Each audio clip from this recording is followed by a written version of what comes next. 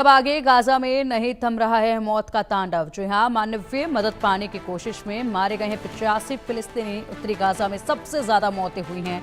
150 से ज्यादा लोग घायल हुए हैं। कई की हालत अभी गंभीर बताई जा रही है। गाजा पट्टी में अलग अलग जगहों पर मानवीय मदद तक पहुंचने की कोशिश में 85 फिलिस्तीनियों की मौत हो गई है। इनमें से सबसे ज्यादा मौतें उत्तरी गाजा में हुई हैं, जहां जिकिम क्रॉसिंग से आ रही मदद तक पहुंचने की कोशिश कर रहे थे। 67 लोगों की मौत हो गई। ये जानकारी गाजा के स्वास्थ्य मंत्रालय और स्थानीय अस्पतालों ने दी है।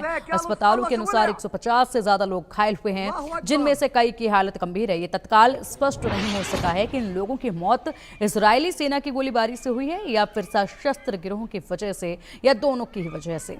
लेकिन कुछ चश्मदीदों का कहना है कि इजरायली सेना ने भीड़ पर गोलियां चला दी थी, जिसकी वजह से इस कदर इन लोगों की जानें चली गई हैं। तस्वीरें देखिए, हालात वाकई में यहाँ पर भयावह हैं, दयनीय भी हैं। जिस तरीके से मौत के आंकड़े सामने आते हैं, एक साथ इतने लोगों पर सीधा गोलियां चलाई गई, ये वहां पर मौजूद लोगों का कहना है। इजरायली सेना ने यहां पर भीड़ पर गोलियां चलाई थी, ये कहा जा रहा है। अधिक जानकारी के लिए हमारे सहयोगी अजय जांडियाल का रुख करेंगे। अजय, 85 फिलिस्तीनियों की मौत हुई है। लगातार ये जो आंकड़े सामने आ रहे हैं वाकई में हैरान कर देने वाले हैं। हालात बेहद गंभीर है। लगातार ये मौत का आंकड़ा भी बढ़ता जा रहा है।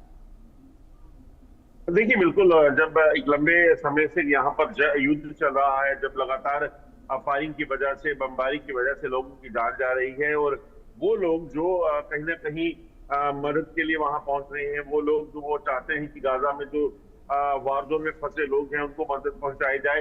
जब वार जोन में मदद लेने के लिए लोग पहुंच रहे हैं, वहां पर भी लोगों की जान जाने का मतलब ये है कि स्थिति बहुत ज्यादा चिंताजनक यहाँ वहां पे बनी हुई है।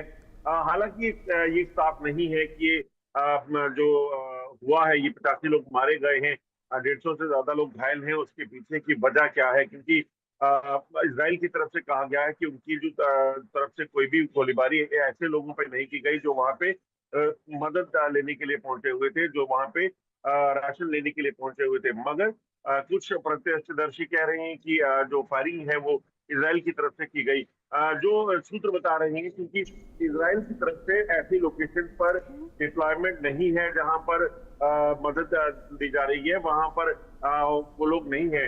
क्योंकि गोलीबारी जो हो रही है, वो जो वहां पे खुद के जो ग्रुप हैं, जो वहां पे मदद को मिलने के जो पहुंच रही लोगों तक, उसको कहीं ना कहीं ऑर्गेनाइज कर रहे हैं। उनको लोग जहां वहां पहुंच रहे हैं, तो उनको कहीं ना कहीं स्ट्रीमलाइन करने के लिए पूरी चीजों को वो कर रहे हैं, खड़े हुए हैं।